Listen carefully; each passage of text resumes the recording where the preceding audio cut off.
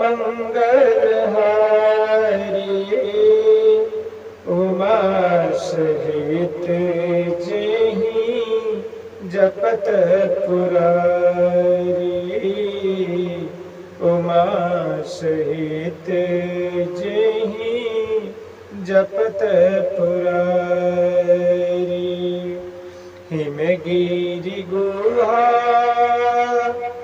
एक अति पावनी वह समीप सुर सरी सुहावनी वह समीप सुर सरी सुहावनी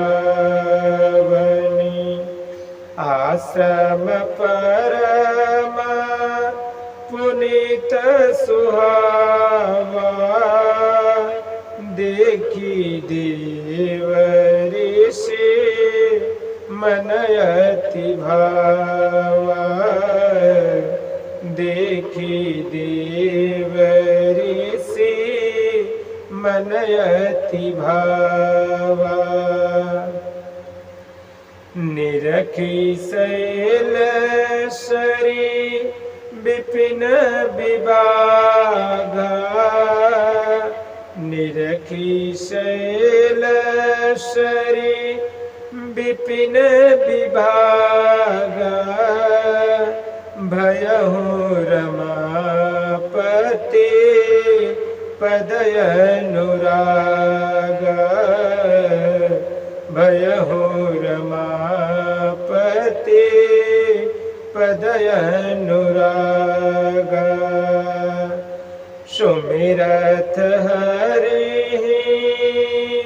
श्राप गति बाधी सहज विमल मन लागी समाधि सहज विमल मन लागी समाधि मुनि गति देखी सुरेश डराना काम ही बोले किन सन माना काम ही बोले किन सन माना सहित सहाय जाहु मम हेतु सहित सहाय जाहु मम हेतु चलऊ हर्ष हिया जलचर की तू चलऊ हर्ष हिया जलचर की तू मंगल भवन अमंगल हारी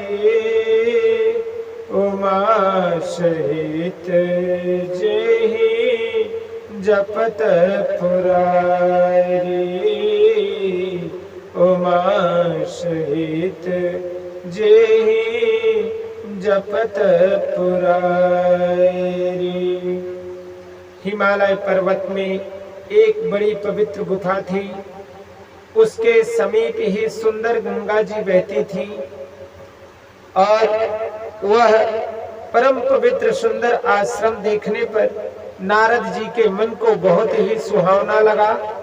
पर्वत, नदी और वन के सुंदर विभाग को देखकर नारद जी का लक्ष्मीकांत भगवान के चरणों में प्रेम हो गया।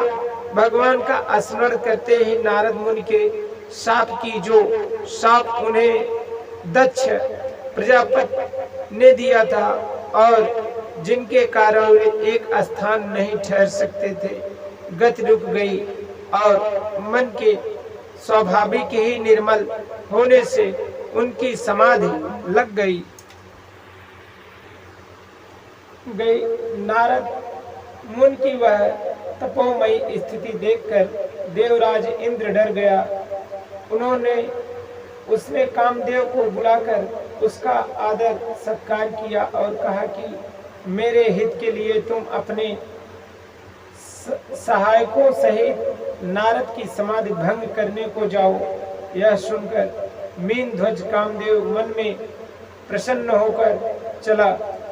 मंगल भवन अमंगल हारी, उमा सहित जहि जपत पुरारी, उमा सहित जहि जपत पुरारी।